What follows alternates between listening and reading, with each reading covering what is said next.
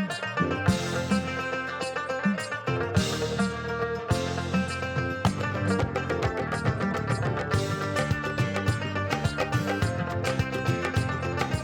الله الرحمن الرحیم. درنو قدرمن لیدونکو السلام علیکم و رحمت الله و برکاته. وخت مو په خیر. هیله مند یم چې ښه اوسئ، روغ و جوړ اوسئ او په دې دعا اوسئ چې الله پاک د نور په کابلیانو یعنی د کابل میشتو هیوادوالو باندې رحم وکړي او دغه هوا چې واقعا واورین او بارانی هوا ده، الله پاک دې د خیر ورخ په کابل جان باندې وکړي.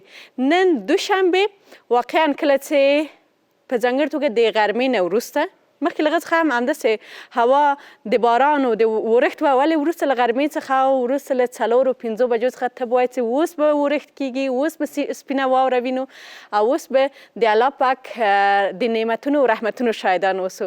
ولې دعا وکړو الله پاک دې ورحمېږي چې نن شپه حداقل د خیر ورښت شاهدان اوسو، ځکه چې واقعا هوا همداسې باراني او واورینه ده. هیله مند یم چې روغ و جوړ اوسئ. همکاران وایي وایي ته په خپرونه کې یادونه مه کوه، حتما وایي ورښت کېږي. ته وایي هره ورځ یادونه کوې بیا نه وي. ولې زه خو د صاف زړه څخه له اخلاصه وایم چې راځئ ټول به په ګډه سره دعا وکړو. حداقل که موږ دعا کوو تاسو امین هم وایي، ډېره به ګټه وکړي او موږ تاسو به هم انشاءالله د ښه ورښتونو شاهدان اوسو.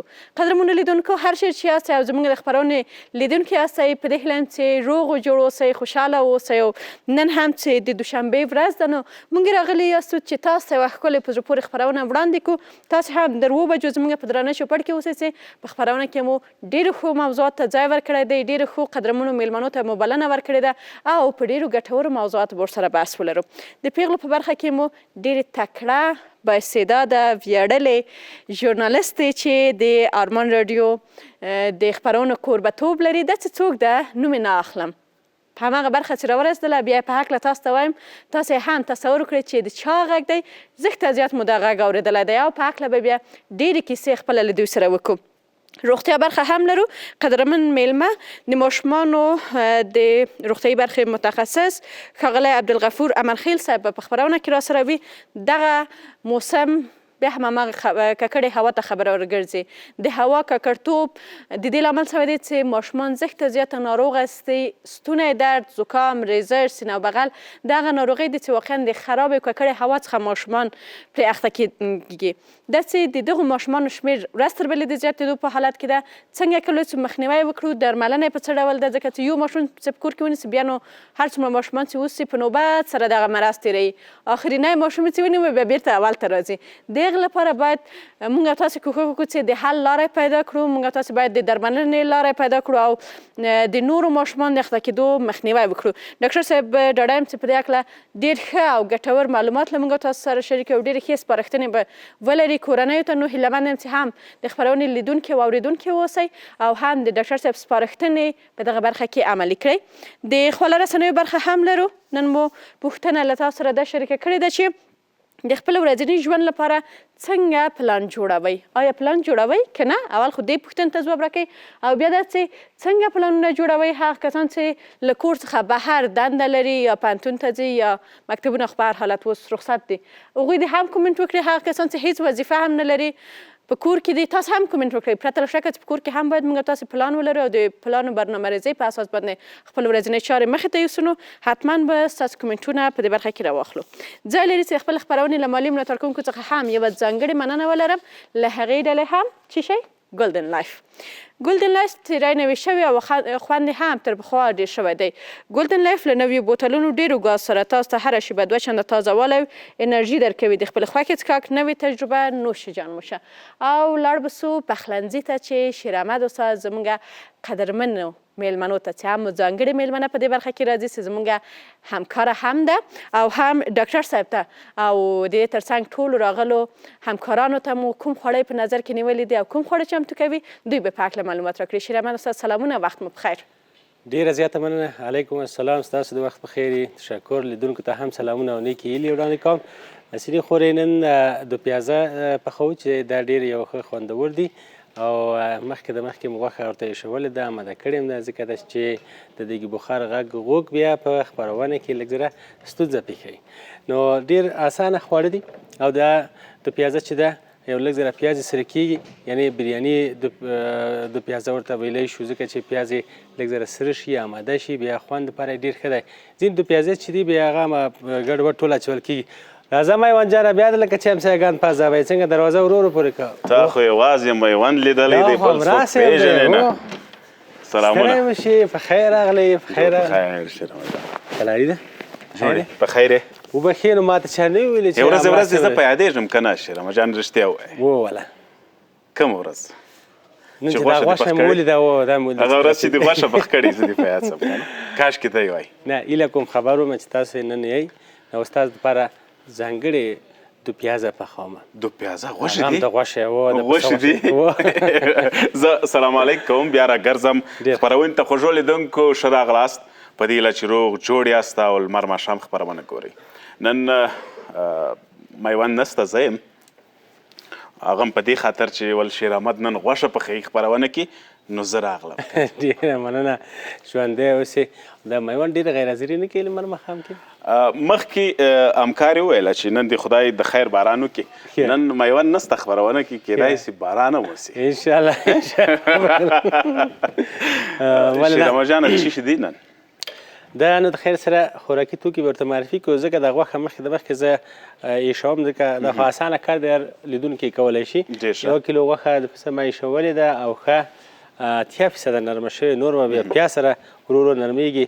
1 کیلو پیاز هم ورسره کارول کېږي. دا پیاز به موږ سره کوو، یعنې ډېر به سره کېږي هم نه، خو که څه لږ ګلابي شو بیا کفایت کې رومیان اړتیا که کارول کېږي، مرچک وږه، او دا هم چې دا یخني ده. دا یخني چې ده به یو لږ زره اوبه وچوي، دا به پسې راچو، د خوند لپاره ډېر ښه.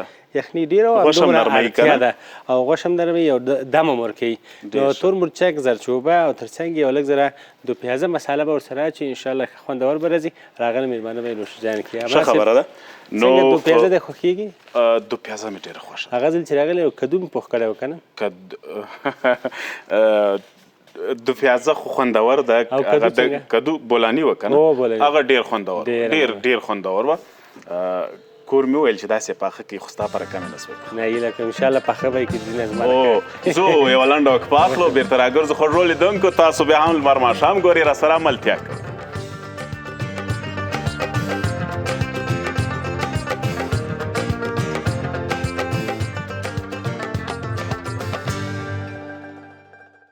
قدرمن لیدونکو، بیا هم ښه راغلاست. وایي تاسو ټول ته لمر ماښام خپرونې دوام دی. په 2002 کال کې د سپتمبر په 20 نیټه په کابل یا د افغانستان په پلازمینه کابل جان کې نړۍ ته سترګې غړولې دي. ولې په اصل کې پوهېږي له کوم ځای ده؟ د ښکلي میدان وردګو. اوس که زه تعریف کوم بیا به همکارانو وایي ته څه وایي، قوم پرستي کوي، یا مثلا وطن پرسته، خو باید د ټولو په مقابل کې یو. هغه څوک چې ژورنالیسته ده او په مسلکي توګه د ژورنالیزم رشته یې پیل کړې ده، له راډیوي خپرونو سره بې حده اندازه لري، او واقعا په خپله برخه کې او په خپل مسلک کې هم تر وروستۍ درجې پورې همداسې موفق او پیاوړې ده.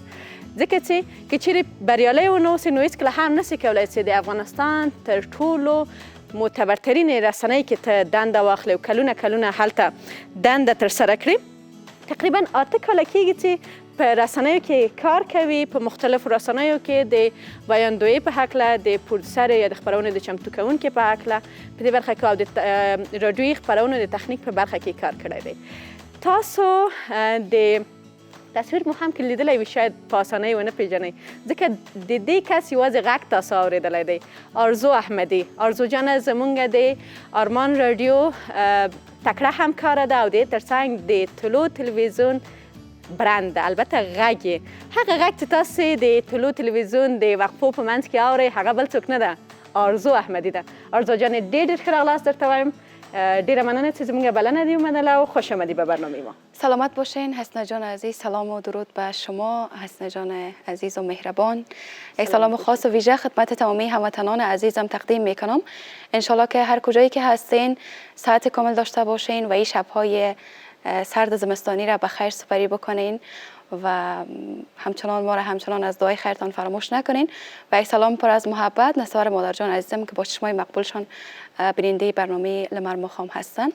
و تشکر میکنم از شما که مرا دعوت کردین. سلامت باشین. انشالله که مادر جان حتما بیننده باشن و ما هم بهشون سلام تقدیم میکنیم. آرزوی عزیز، چقدر مسلک های زیاد است، هنرهای زیاد است، چرا خواستی که این مسلک سخته، این مسلک که واقعا شاید به نظر دیگرها بسیار آسان باشه ولی سختی هایش ماهای درک میکنیم که در اینجا کار میکنیم و هستیم، چرا کوشش کردی که بیایی و یک ژورنالیست شوی؟ خب این همگیش از روی علاقه، شوق و عشقی که نسبت به رسانه پیدا کردم. البته از سن بسیار خرد بودم که بسیار علاقمند برنامه‌های رادیویی بودم حسن جان عزیز و همونطور تلویزیون را همیشه تماشا می‌کردم و رادیو را بیشتر می‌شنیدم. همیشه ما بودم و گوشکی بود و موبایل بود و رادیوهای مختلف و برنامه‌های مختلف. بعضی وقتا خودت هم می‌خواستی که مثلا تمرین داشته باشی، یعنی همزمان وقتی که یک گرداننده دیگه برنامه را پیش می‌برد تو هم ناخودآگاه امروز صحبت کرده باشی؟ بله. خب وقتی که شوق و ذوق داشته باشی طبعا که پیش تمرین هم میکنی.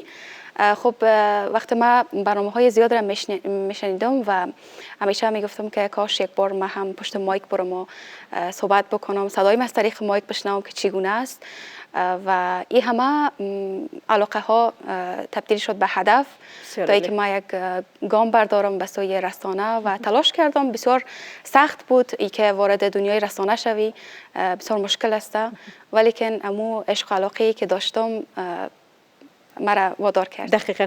آرزو جان، تو به خاطر از اینکه اول چون علاقه داشتی و بعد از اون پلان و هدف تمی بود که بیای در رسانه کار کنی، ولی صدایت هم به امیر رسانه ساخته شده و جور شده.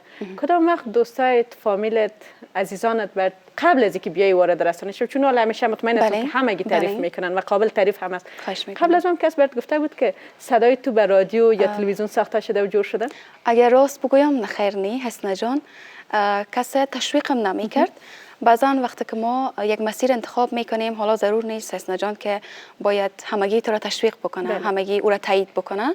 وقتی که یک متن در کتاب من نیستم خوانده بودم که باید جوهر درونتان را پیدا بکنین و ما فکر میکنم امو جوهر یا الماسی که در وجودم بود را حس کرده بودم و همیشه خودم میگفتم که صدای ما فکر میکنم بسیار مقبول است. وقتی خودم ریکارد میکردم، مثلا بعضا دکلمه میکردم، به نظر خودم خوشایند بود. آرزو جان، متوجه شدی شاید بسیاری از دوستای ما شما باشه امروز سر خوردیم وقتی که وایس در واتساپ روان میکنه و او دوباره به خودش پلی کنی باشه میگه قطع که صدای مثلا من رقم میخوره.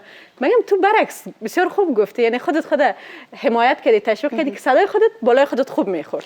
خوب میخورد ولی حال باز خوش نمیخوره، زیاد نمیفهم چرا. بعضا که نریشانایی که در تلویزیون خوانده میشه یا مثلا در رادیو میباشه، باز وقتی که صدایش بلند میباشه باز همکارا رو میگم یا در خانه میگم اون رو پخش بکنین دیگه. نگفتیم من صدای خود زیاد شنیدم، بعد کافی شنیدیم. بله ولی واقعا صدای دلنشین است. از همون خاطر یک چند وقت میشه که ما امروز صدف جان جنگ کردیم، کمک تیم امروز برخلاف شده. از اون خاطر ما تصمیم گرفتیم که بعد از این وایسایی که مربوط لمر میشه او را سر خودت بخوانیم. نه دیگه ما میخوایم از امروز نه امروز صدف جان اگه برنامه رو میبینه دیگه قرارداد ما فسخ شده. از همون خاطر شروعش میخوایم از این برنامه کنیم. یک متن کوچک همکارای ما آورده برات روان کرده. من تلفن بده که من باش امو یک متن ساده ای بیارم که زیاد سخت نباشه. ما فکر نکنم که بتونم، چون که صدف جان استعداد خود داره، ولی یک کوشش بکن. شما دیگه سر ما زور است. دوستان میگه دا متن ترتل دینه، یعنی د عمل پر تلفن دبل چاو لاک و او یوازې پاسورد ماته معلومه ځکه می صدف جان ته خلاص کړي اصلا او به آرزو جان ته چې تمرین هم نه کړای. یک بار کوشش کن که چی بله گستاخی میشه پیش صدف جان شاید بیننده باشه. خب من میخوانم، اشتباهات داره دیگه ببخشین. خب اینجا هست که سلامونه هیلمندیم چه روغ بیست، خوشحالیم چنند لمر مخام پخبرونه که ده حسینی ترسنگ ستاسو ده کورنایو میلمنویم لمر مخام هر مخام شپک بجی لمر سخه. دیر خب بسیار عالی. جمله آخره میشه مثل برندینگ بخونی؟ خب لمر مخام هر شپه یا هر شپه هر شپه شپږ بجې له لمر څخه. ډیر عالی ماشاءالله. صدف جان خدای پامان خوره که اگه صدف بیای من مطمئن هستم صبح میای من دیگه کلش دانه دانه بخیر باشی خوش باشی. ماشاءالله یه استعداد است. من پیشترم به دوستای عزیز گفتم که آرزو جان ما از ولایت زیبای میدان وردک است ولی اینجا یک سکتگی به وجود آمد. تو متن پشتوره کمک مشکل که داشت. از کدام ولسوالیش هستی و یک فکر میکنم که شاید بیشتر وقت زندگی در کابل سپری شده باشه؟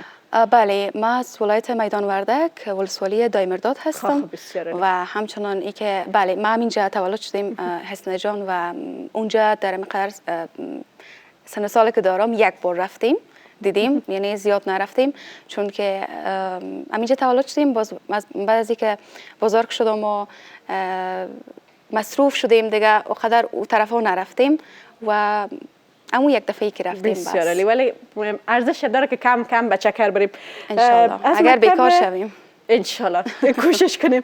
از مکتب شمس المشایخ فارغ شدیم. بعد از او هم رشته ژورنالیسم شروع کردی و تا آخر به شکل آنلاین فرا گرفتی. وقتی که آمدی به موبی دقیقا در موبی چند سالت میگذره و در کدام برنامه خودت پرودوس و پرزنتش پیش بردی؟ خب حسن جان عزیز ما در سال 2021 بود که ما اینجا آمدم و شروع به کار کردم با خانواده موبی. بله یک جای آمدیم شما دو وقت آمدیم. بله سال 2021 و از اونجا کارم آغاز کردم من حیث پرزنتر و پرودوسر برنامه‌های مختلف رادیویی بود و همونطور بعد از او خب من دوست دارم که در هر بخش دسترسی داشته باشم حسن جان و همچنان همکار باشم با تیم رادیو آرمان یا مثلا با دیگه بخشایی که هست هم جز آرمان با دیگه دپارتمنت هایی که هست همچنان همکاری دارم.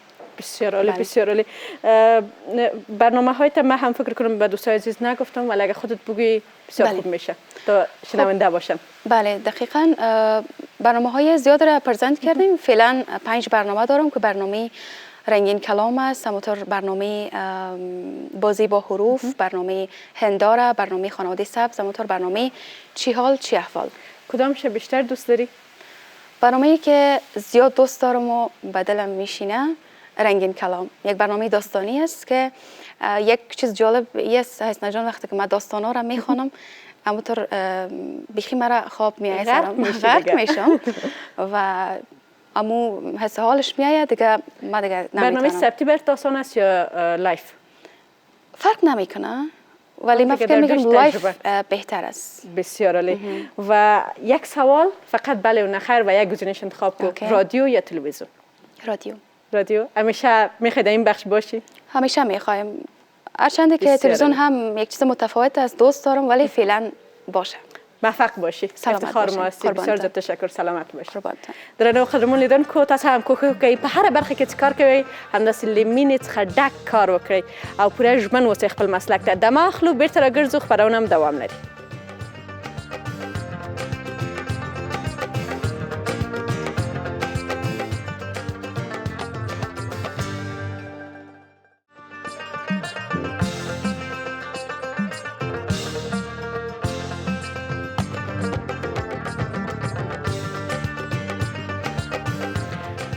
قدرمنو هیوادوالو بیا هم راغلاست هرکلی و تاسو ټولو ته مننه چې زمونږ د خپرونې یعنې لمر ماښام خپرونې لیدونکي یاستئ.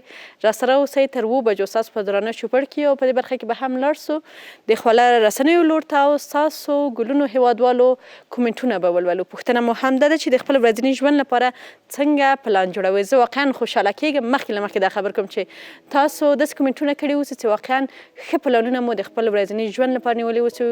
زموږ او ستاسو پلانونه د نور لپاره هم الهام بخښونکي اوسئ. راځو لومړی کومنټ راخلو چې د چا دی، ورور مو دی که خور مو ده. نه زه به د خویندو په ارمان آخر سترګې پټې کړم د دې دنیا نه. محمد الله صافي صاحب ویل دی وایي خپل ورځنی ژوند د الله جل جلاله عبادت پیل کوو وروسته خپل ورځنۍ وظیفې په طرف ځو. څومره خلاصه کړی دی. محمد یار مایر صاحب هم تنها سلامونه را لګل دي. مننه کوو. حاجي زیرک ویل دی سلام یې وړاندې کړی دی. وایي چې ما د خپل ورځني ژوند لپاره او پلان لپاره په مایکروسافت ورد کې یو جدول جوړ کړی چې په ترتیب سره داسې د اول سهار اودس، لمونځ، تلاوت او بیا سهار چای او پوهنتون ته ځم او پوهنتون نه وروسته غرمې ډوډۍ نوشیجان کوم، بیا ماسپښین لمونځ کوم او په ښوونیز مرکز کې استاد یم هلته ځم او مازدیګر رخصت کېږم، مازدیګر لمونځ کوم، وروسته ملګرو سره تفریح کوم او ماښام لمونځ کوم. مخکې له دې نه چې وایي کور ته لاړ شم چې لمونځ کوم کور نه مخکې ښه او بیا نو وایي ځم چې کوم صبر دا جای مهم دی. وروسته کورنۍ سره کینم، خبرې اترې، ماشومان سره د مکتب په درسونو کې همکاري کوم، لمر ټلویزیون هم په څنګ کې وایي ګورم او مخصوصا لمونځ وروسته لږ مطالعه کوم او بیا ویده کېږم. که څه هم پلان اوږد و خو ما لپاره وایي ډېر ګټور ده. همیشه کامیاب او موفقه اوسئ. همداسې تاسو زحمت ویستلی لیکلی مو ده، موږ ته یوه نړۍ ارزښت لري. شهباز غفاري ویل دی وایي خپل ورځني ژوند لپاره یو څو دانې پلانونه درته اول بیانوم. اول دا ده چې هدفونه وټاکئ، دویم ورځ په وخت وویشئ، دریم لومړیتوبونه وپېژنئ، څلورم لیکلی پلان ولرئ، پنځم د ځان لپاره وخت پرېږدئ، شپږم ورځې په پای کې ارزونه وکړئ، اووم هم انعطاف ولرئ. مننه کوو. رحمت الله همتیار صاحب ویل دی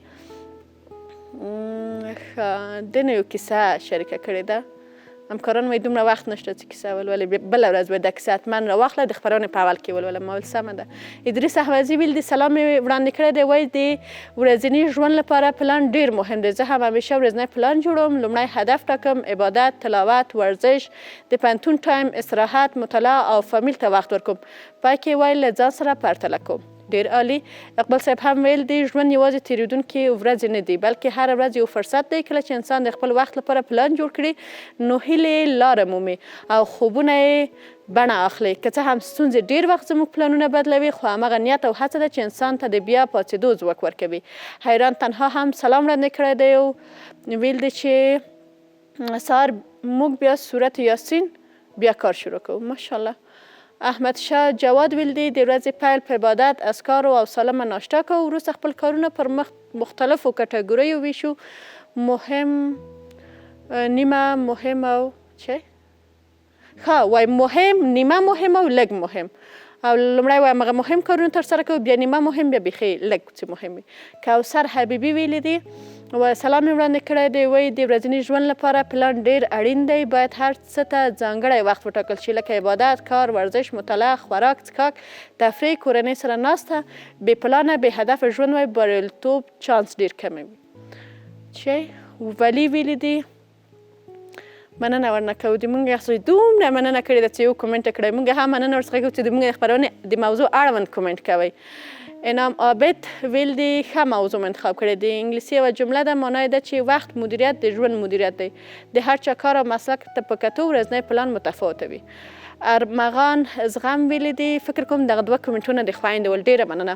وایي دا چې د کور کارونه زما ارمغان غمزه وبښئ دا چې د کور کارونه زما په غاړه دي نو خپل ورځنی پلان د شپې نه ترتیبوم. اول او دا رقم پلان جوړول ما سره ډېره مرسته کوي چې هر څه مې په وخت او ټاکلي وخت سره ترسره کړي. مثلا جامې مینځل، پخلی کول او دا چې کوم خواړه باید تیار کړم. هر څوک ځان ته یو پلان لري مطابق د کارونو. نو دا چې زه د کور کارونه په غاړه لرم داسې ورته پلان جوړوم. انشاءالله چې تاسو هم ستړي ونه اوسئ او مننه چې د خپلې کورنۍ لپاره په پوره مینې سره کار کوئ. سالم محمد الهام ویل دی هو ولې نه، یو شخص باید د خپل ورځني کار په باره کې باید خپل مسؤلیت ته فکر وکړي. محمد قدیم اثر هم سلام وړاندې کړی دی ټولو قدرمنو لیدونکو ته او ویلی دی چې وایي دومره به وایم چې ځواني مو د کار په پیسو خرڅه کړله او لا ملې د بې پلان نه دا ده چې پلان نه لرو. نور احمد ځلاند ویل دی وایي د خپل ورځني ژوند لپاره ښه پلان جوړول انسان منظم، آرام او هدفمند ساتي. دا یو ساده او اغیزمنه طریقه ده. او را بسو بل کومنټ ته. عادل صاحب هم ویل دی سلام یې وړاندې کړی دی او ویل دی چې زه هڅه کوم په خپل ورځني ژوند کې د دعا، منظم پلان او مثبت انرژي سره پیل کړم. هر کار ته وخت ځانګړی کوم څو یوازې درس او کار بلکې خپل ځان ته هم باید پام وکړم. هیواد خان ویل دی زه خپل ورځنی ژوند د هدف، نظم او دعا سره تنظیموم. هره ورځ هڅه کوم له وخت څخه چې عظیمي ګټه واخلم، ځان ته وخت ورکړم او راتلونکي لپاره ګام واخلم. عدنان وفا اول مې سلام قبول کړی او بیا ویل دی چې هر سهار راپاڅم نو درس ته ځم او مازدیګر کرکټ کوم. ذاکر خان میاخیل صاحب ویل دی هر ورځ له واضح هدف او ساده پلان سره پیلوم، مهم کارونه مخکې تر مخکې تنظیموم څو وخت مې ضایع نشي او ورځ مې برکتناکه تیره شي. فضل الحق آریان ویل دی د ورځې له پیل مخکې خپل هدف وټاکئ، مهم کارونه لومړیتوب وګرځوئ، وخت منظم وویشئ او استراحت وکړئ، ماښام خپله ورځ وارزوئ او له هغې څخه زده کړه وکړئ. احمد فاروقي ویل دی که هر رقم ته پلان جوړوم نو باید مطالعه پکې وي. ډیر عالی. فیصل احمد خان ویل دی زما په شمول ډیر ځوانان دا مهال کوم ځانګړی ورځنی مهالویش نه لري، ورځې له کوره تر دفتره او له دفتره بیرته کور ته تیریږي. نظیف الله نظري هم کومنټ کړی دی. صدیق الله غریبیا صاحب هم وروسته له ډېر وخت کومنټ یې راغلی دی، زه به یې ووایم وایي ورځنی کار لپاره په څو برخو یې تقسیم کوو. لومړی برخه عبادت، دویمه برخه کار، دریمه برخه تفریح او ورزش او څلورمه برخه هم مطالعه او پنځمه برخه هم کورنۍ. غریبیار صاحب لکه تللی دی جلال آباد ته له هغې خوا څخه موږ ته څه راوړي؟ ګوړه نه ګوړه ډېره ده، بله زه چې تللی یم 1 کیلو مې راوړله، نه مالټې به راوړي. احمد نوید امرخیل هم کومنټ کړی دی. حاجي نور سادات کومنټ کړی دی. شاکر شاعر زکی الله نیازي ورسره ټولو هیوادوالو خویندو ورونو ته کومنټونه کړي دي. ډېره ډېره مننه. کور مو ودان آباده اوسئ. لاړ اوسئ هم پخلنځي ته چې شیر احمد استاد زمونږ د نن ورځې خواړه چیرته رسول دي، څومره کار پاتې دی، څومره هم بشپړ سوی دی. شیر احمد استاد مننه سینې خورې. څرنګه چې لومړی مې یادونه وکړله نو پیاز هم وږي سره لږ سره کړل، چمتو شول. وروسته د هغه نه بیا غوښه چې شول شوې وه لږ ذره مالګه او پیاز سره هغه هم ورسره زیات کړئ څو شیبې چې هغه ښه اماده شو. نو په اخر کې یو لږ ذره تور مرچک، زرچوبه او یو 2-3 رومیان د ښکلا او طعم لپاره ډېر ښه دی، خو د پیازه کې ځینې کسان نه کاروي، نه استفاده کوي. که لږ ترې استفاده وکړو خوند لپاره به یې ډېر ښه وي. هرومرو په اخر کې د رومیانو چې حلقه حلقه کړي، 2-3 دانې په پیشخواب کې یا په غوري کې وي، ډېر به ښه ښکاري او ښه طعم لري. او ما یې مرچک لږ د نن ډېر اچولي، نو هیله مند یم چې د راغلو مېلمنو خوښ شي. حتما زه راړم تاسو دومره زحمت وباسئ، حتما زموږ د قدرمنو مېلمنو هم خوښیږي. ګلونو هیوادوالو راسره مل اوسئ. انشاءالله چې تاسو هم نن شپې لپاره یو ښه رنګینه دسترخوان مو کورنۍ میرمنې یا هر څوک چې تیاروي مسؤلیت لري تیار دي کې خوشحاله اوسئ. دمه اخلو بیرته راګرځو، راسره اوسئ. قدرمن ډاکټر صاحب په استودیو کې وي.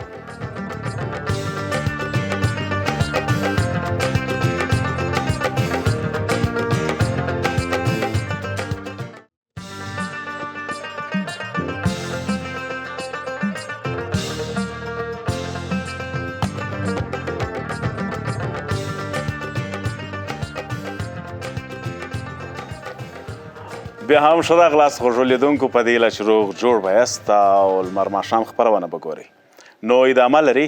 مخکې مې همکار یې وویل حسینې جانې، او بیا به هم زه ووایم چې د روغتیا د برخې څخه د ماشومانو د روغتیا د برخې څخه متخصص ډاکټر صاحب امرخیل عبدالغفور ابوالخیر، په خیر راغلاست ډاکټر صاحب او ښه راغلاست درته وایي. مننه. سلامونه تاسو ته او ګرم سلامونه او نیکې هیلې د لمر جهاني ټلویزیون ټولو لیدونکو او اوریدونکو ته او همدارنګه تخنیکي همکارانو ته چې دوی بیا ګیله ونه کړي. خوشحاله اوسئ ډاکټر صاحب. په کومه ورځ چې زموږ ډاکټر میلمه یې خپرونه کړي بیا په هغه ورځ ډېرې پوښتنې کوو په دې خاطر چې د پیس څخه بیا بچ سو ډاکټر صاحب. نو اوس مریضۍ او ناروغۍ ډېرې سوي. زه ستاسو خدمت کې یم انشاءالله. شیرامه جان هم بیا 2-3 پوښتنې لري، هغه به بیا حل سي که نه. ډاکټر صاحب پر دې باندې غږیږو عمومي خبرې کوو چې هوا ککړه سوې ده، هوا یخه سوې هم ده. ډېرې اوازې دي چې د اورېدل کېږي چې د ککړې هوا څخه ماشومان په خاص ډول هغوی نازک دي که نه، سینه بغل سي یا نورې ناروغۍ ورته را پیدا کېږي. اصلا ککړه هوا چې شي د ډاکټر صاحب که د دې تعریف وکړو دا وپېژنو تر کومه حده پورې خطرناکه کېدای سي؟ بالکل مننه. ککړه هوا یا آلوده هوا هسې خو ټول خلک وایي چې د کابل هوا ککړه ده یا داسې نورې سیمې، خو جهاني توګه باندې یو شی د هغه ته وایي AQI یا ایر کوالټي انډیکس. هغه چې د 0 نه تر 50 پورې ډېره ښه ده او د 50 نه تر 100 پورې قابل قبول ده، یعنی اروپایي هیوادونه شاید هم دي. خو په کابل کې بدبختانه په اکتوبر میاشت کې چې ما اپډیټ یم 103 ختلې ده AQI یا ایر کوالټي انډیکس. یعنی کابل په اکتوبر 2025 کې چټلترین یا کثیفترین ښار میجر سیټي معرفي شوی ده. دې نه مخکې لاهور او دهلي موږ نه مخکې وو خو اوس چې دا موږ ټاپ ته راغلي یو او د هغې یوه وجه دا ده چې باران هم نه ده سوی ډېر وخت باران هم بیا کوی سي چې نو ککړه هوا په دې معنا چې په هوا کې مضره ذرات وي مضره غازات وي میکروبونه وي بکټریاوې وي نو دا په ټوله کې په مجموعي توګه دا دې ته موږ ویلی سو چې آلوده هوا یا ککړه هوا. ډاکټر صاحب تا ویل چې تر کومې اندازې پورې خطرناکه ده؟ دا ما ویل چې تر د 50 نه تر 100 پورې قابل قبول ده کنه دا AQI او دلته 103 اوس ته او وړاندوینه کیږي چې 226 پورې برسیږي. دا خو ډیره خطرناکه ده کنه؟ ډیره زیاته د کابل ښاریان خو ډیر زیات په مشکل کې دي.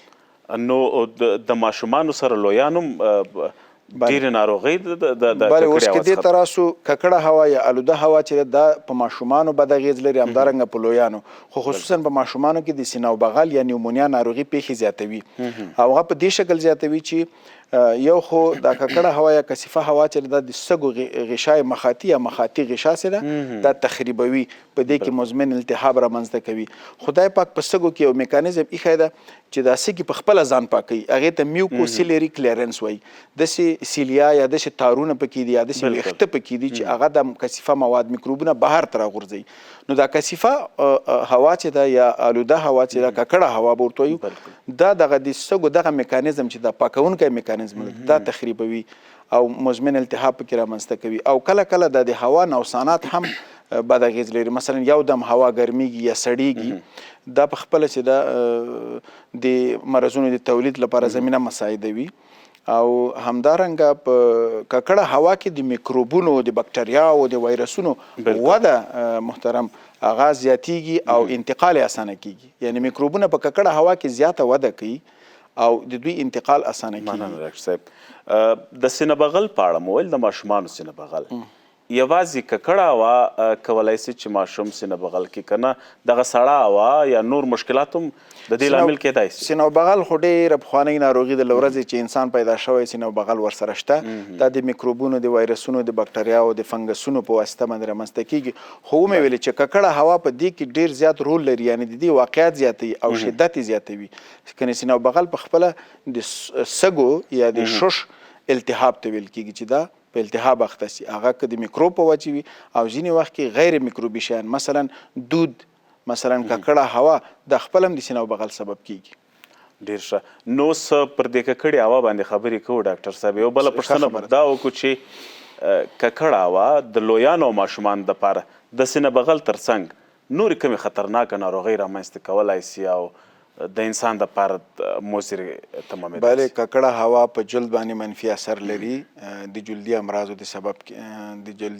د سبب کیږي سینه بغل سبب کیږي. همدارنګه هغه ناروغان چې هغوی له مخکې نه مساعده بنیه لري په وجود کې مثلا الرجي دي ځینې خلک شته که نه الرجي لري الرجیک رینایټس یا د پوزې حساسیت یا همدارنګه ځینې خلک دي چې هغه استما یا د نفس تنګي ناروغي لري هغه په خپله الرجي ده.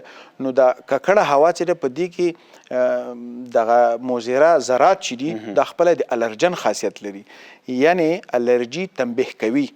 نو هغه ناروغان چې هغوی له مخکې نه الرجي ناروغۍ لري د ککړې هوا په وجه د هغوی ناروغۍ زیاتیږي او شدیده کیږي لکه نفس تنګي. ډېر ښه.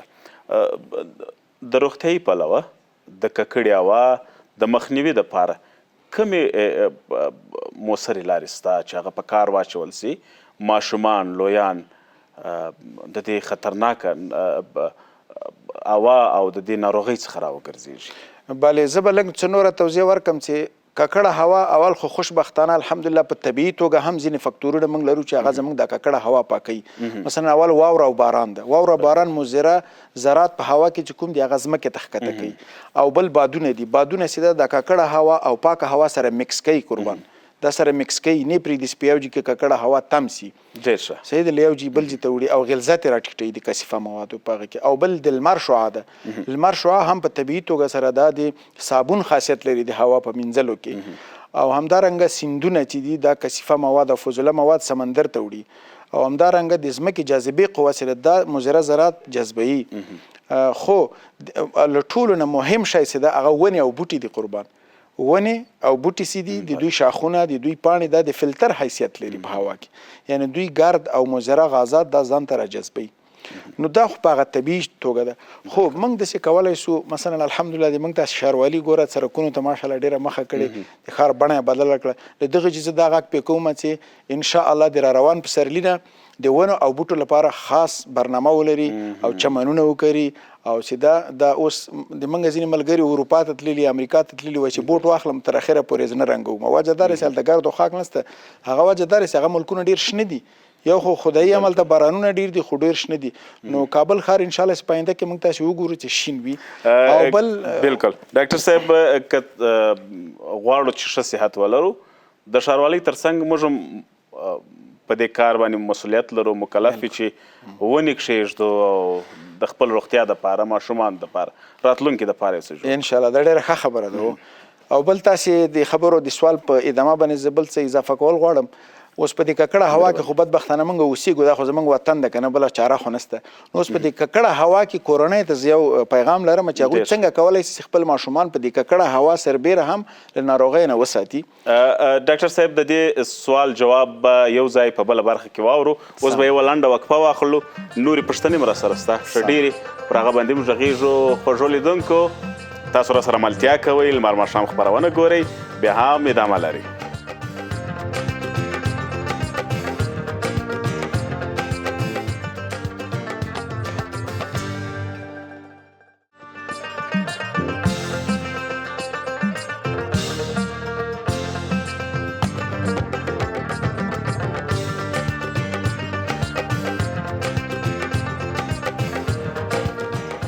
خوږو لیدونکو بیا هم ښه راغلاست، لمر ماښام خپرونه ګورئ. او شیرامه جانه خواړه د کوم ځای ته رسولي دي؟ بس خواړه چمتو دي، د خیر سره د پای خپرونې کې به انشاءالله راوړو. ډاکټر صاحب څخه به پوښتنه وکړو چې په دې یخه او ککړه هوا کې د غوښو خوړل یا د پیازه خوړل څنګه دي که نه؟ که خطرناک و بیا به نه پخوو. تاسو یې پرېږدئ بیا به زه وخورم. ډېر ښه دي. ډاکټر صاحب بیا هم ښه راغلاست. مخکې مو د څه په اړه ویل ډاکټر صاحب مهرباني؟ ما وویل چې سینه او بغل دا خو د سږو التهاب ده او نښې نښانې داسې دي چې په اول معمولا په ریزش او په زکام شروع کیږي، تبه، نارامي په ماشومانو کې، او بالاخره عمده نښه چې ده هغه د ساه ژر ژر اخیستل دي، یعنې ماشومان ژر ژر تنفس کوي. دا شروع د سینه بغل داسې کېږي؟ شروع یې ما درته ویلې چې اول په ریزش او په زکام او په ټوخي باندې کیږي، خو بیا ماشوم شدیده تبه کوي او د هغې په څنګ ژر ژر ساه اخلي، او یا د سینې ښکتنۍ برخه چې ده دا دننه ځي، دې ته چست انډراوینګ په طبي اصطلاح کې وایي، دا یې عمده نښې دي. او بل موږ په دې هکله غږېدلو چې اوس په دې ککړه هوا کې خو معلومدار چې ژوند کوو، دا خو وطن د دې نه خو اوس وتی نه سو. بالکل. خو د دې په څنګ کې چې اقدامات وشي د هوا پاکه شي، خو تر څو چې پاکېږي باید کورنۍ څه وکړي چې تر څو خپل ماشومان له سینه او بغل نه وساتي. بالکل. دا پیغام مې ورته درلوده. نو اول ښه خبرداره چې په کور کې د ګرمولو لپاره او همدارنګه په پخلنځیو کې د پخلي لپاره باید د ستندرد سون موادو نه استفاده وکړي، مثلا چاپلاقې او مثلا پلاستیکي توکي او دا شیان ونه سوځوي.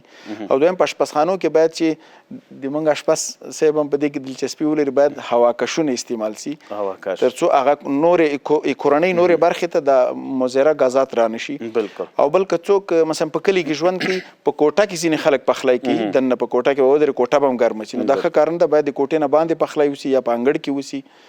او ډاکټر صاحب نو موږ په خطر کې که نه، شیرامات خو دلته اشپزي راته کوي. نو بیا کوټه او نه، یو ورځ خو ما وغوښتل درڅه شیرامه جانه چې مال ستا اشپزي دود لمبه ولې نه لري، بیا خو تا وویل چې نه د صحیح ده، او دا زموږ استودیو هم غټه ده که نه ډاکټر صاحب؟ نه د ښه ده، شیرامه جان دا ستندرد سون مواد استعمالوي، داسې ارامه اشپزي کوي شیرامه جان لکه هغه نجلۍ چې په بدي کې ورکړي پټ واده تېر شي که نه، بس په پای کې خواړه درته راوړي خوندور پخ سوي. ډېره مننه. زه مزاحمت نه شي، دا د چاړو د دې د غږ باید را نه شي درته. ښه مزاحمت درته ونه مننه. ژوندی اوسئ. نو بل همدا ویلې که نه چې کورنۍ لکه څه وکړي که نه، نو چې کوم وخت کې د هوا ډېره ککړه وي، په کوم وخت کې لکه یا ګرد یا چې دې وخت کې باید ماشومان باندې پرېنږدي. بل ماشومانو ته په وخت واکسینونه ولګوي. واکسین هم شته ده ډاکټر صاحب؟ د سینه او بغل خو الحمدلله خوشبختانه سینه او بغل خو واکسین لري. سینه مخکې له دې چې واکسین ایجاد شي او یا د میکروب ضد درمل راوځي، د سینه او بغل په میلیونونو انسانان وژل، په میلیونونو ماشومان یې وژل، دا خو ډېره خطرناکه ناروغي وه. خو اوس دا خپل واکسینونه لري او د دې واکسینونه خوشبختانه د افغانستان په کتلوي معافیت د واکسین په پروګرام کې شامل دي یعنی یوه کورنۍ که خپل ماشوم د 15 دورې واکسین ورته وکړي په دې کې د سینه بغل واکسین هم شته او د دې واکسین سره بیا امکان شته ډاکټر صاحب چې سینه بغل رانسي امکان شته د خو واقعیت ډیر کمیږي بیا او شدت هم کمیږي د مرض شدت کمیږي نظر وهغه ماشومانو ته چې هغوی واکسین نه ده اخیستی ناروغي پکې یعنی هغه چې واکسین اخیسته ده هغه کې شدت کم وي د مرض جانبي عوارض خو بیا نه لري نه واکسین چې دا جانبي عوارض دې درته هم چې صفر ته تقرب کوي او بل خبردار چې ماشومان پاک وساتي ګرم وساتي او مهمه خبره بل دا ده چې حفظ الصحه ته ډیر پام وکړي خصوصا د لاسونو وینځل په صابون سره البته په خالي اوبو ګوره کار نه کیږي دا مهم دي او په صابون باندې لاسونه وینځل او پاک ساتل ګرم ساتل نو دغه اهتمامات چې ونیسي ډاکټر صاحب مننه ډیر وخت اوریدل کیږي چې ماشوم د سینه بغل څخه مړ کیږي کنه ژوند د لاس ورکوي دومره خطرناکه ده که نه د تداوی پر سم وخت نه ده سوې یا روغتیا پالان په دې برخه کې پاتې راغلي یا دونه خطرناکه ده ډاکټر صاحب مننه سینه بغل ناروغي خطرناکه ده خو ما درته ویلې چې د میکروب ضد درمل چې راوتلي او د واکسینونه چې راوتلي او لږ چې دغه عامه پوهاوی زیات شوی ده لږ طبابت ترقی کړی د دې سره د دې واقعیت هم کم شوي دي او شدت هم راکم شوی خو اوس هم سینه بغل اپډیټ درته ویلی سم چې په کال کې 1 میلیون ماشومان وزني غټانو سره خو زما کار نشته ځکه د ماشومانو ډاکټر یم 1 میلیون یعنی 10 لکه انسانان ماشومان په ټوله نړۍ کې البته ټول نړۍ کې په یو کال کې په ټوله نړۍ کې 1 میلیون ماشومان د سینه بغل په وجه خپل ژوند له لاسه ورکوي او په دې کې 50% د ککړې هوا رول ده 50%.